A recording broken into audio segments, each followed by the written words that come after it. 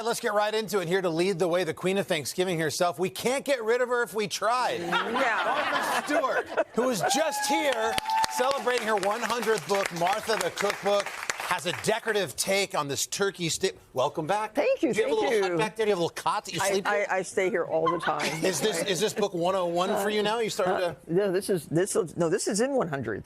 This recipe. Well, walk us through it because it looks pretty. It's a brioche stuffing in a cheese pumpkin that is so delicious. And I have a lot of vegetarians in my family. Yeah. And although I raise my own turkeys, of course you do. They have been pardoned this year. Yeah. So, they have been. Oh yeah, they've been pardoned because we're going to eat only vegetarian. Oh, good for you. So this is delicious. It's brioche cut up into cubes, celery, sage, leeks, apples, pears, onions, all sautéed, and then mix in. I always put 2 eggs in because Mom always put 2 eggs in. Can I just ask you what the brioche buys you? Like a bigger... It's the bread for the stuffing. It's the bread stuffing. Right. And then always a little bit of rich vegetable stock, which you can make, or you can get some bouillon cubes. The group says, Flat leaf parsley.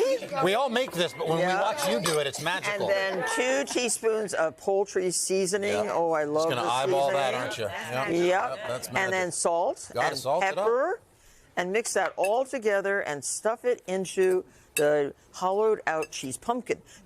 These are very beautiful for roasting. What is that, a cheese pumpkin? Cheese pumpkin, What is that? How is that related to the regular pumpkin? Well, it's the same. It's the same, only more thinner flesh and very tender when it's baked, and it's very beautiful. And you're going to bake it in that? In it, yeah. Turn on your oven to about 350 degrees. Okay. Butter the outside, too. Don't forget. This is very important. Butter the whole outside of the pumpkin. You're going to put some in there and then and a little bit left over, if you want, and a little oil all the inside. Fats, all the things, double up on the fat. You need all that, and salt inside the pumpkin too. All right, and Martha. This goes in. You have more than outdone yourself. This is what you get. Look at that. It's gorgeous. Look at the little top. Beautiful. So gorgeous. Let's get to Gesine Bullock-Prado, best-selling author of My Vermont Table. You've got the gravy, Gesine. Gravy. This is a family tradition. Walk us through this one. This is my mom, Helga, and her sister moved to America from Germany with their husbands, and they were thrown into Thanksgiving dinner. Oh my God! So they brought all their German to the gravy, and they would just whisper the ingredients to each other because half of them were things that the husbands didn't think they liked. Right. So only in German, and my sister and I spoke German. We were the only ones who knew what was going on. I can't believe they're putting ketchup in the gravy, or what? So there's ketchup, there's Dijon.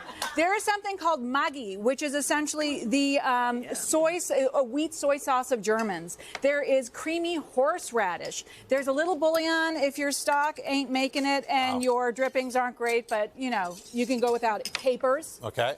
And then a little caper juice because Germans love a little bit of pickled something. And then you want to have sour cream. Wow, okay. Because it makes it creamy. Yes. And it brings a little tang. I love it. And we're going to cook it all down? Just enough flour to thicken it up, not to make it goopy, but just to thicken it. And this was one of the most glorious things at the table. Yeah. And I wrote it down. I'm so sorry. I'm so sorry, gentlemen. I wrote it down because it was so special. Everyone needs to share in what Melissa's now calling the crazy German. Well, it looks like a delicious, crazy German. Let's get to J.J. quickly. Carson, come down. Come down. Come on. But start talking. It's all about the turkey. Talk about the crisp. All right? Crisp it up.